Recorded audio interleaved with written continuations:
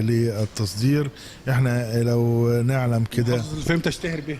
محافظة الفيوم وطبعا محافظة المنيا وبني سويف، ولكن الأغلبية في محافظة الفيوم.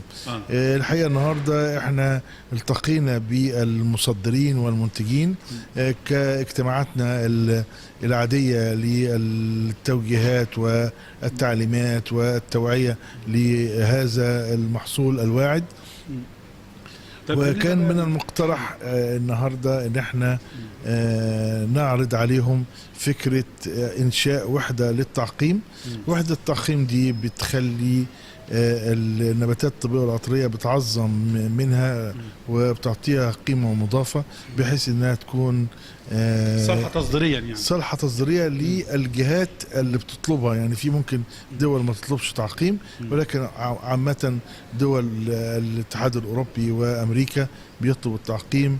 استفدنا منه ان الدوله بتساند الفلاح محدود الدخل اللي هو مساحاته صغيره، بتبدا من 5 فدادين واقل من كده، ان الحكومه في ظهره، وعلشان يطلع منتج كويس ويعرف يسوق المنتج، واللي يتعثر فيه ان الاتحاد بيقوم بتسهيلات ليهم. محافظه الفيوم من المحافظات الواعده في النباتات الطبيه والعطريه، واكثر محافظه بتطلع نباتاتها الطبيه وعطريه. واحنا لما قعدنا مع اللواء اشرف رئيس الاتحاد والجهات السياديه، فاتضح ان احنا عندنا مشكله في النباتات الطبيه والعطريه فيما بعد الحصاد.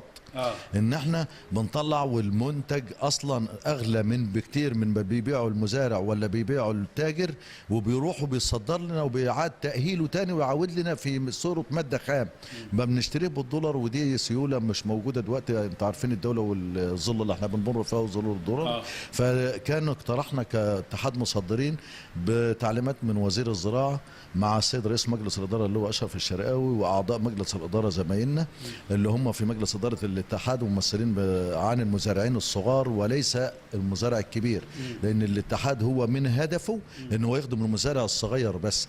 هذا وقد تم خلال اللقاء التأكيد على الأهمية الاقتصادية للنباتات الطبية والعطرية، فهي تحقق عائدا مجزيا ويزداد الطلب العالمي عليها، إضافة إلى أن الإنتاج المصري منها يتميز بجودة مواصفاته وارتفاع نسبة المواد الفعالة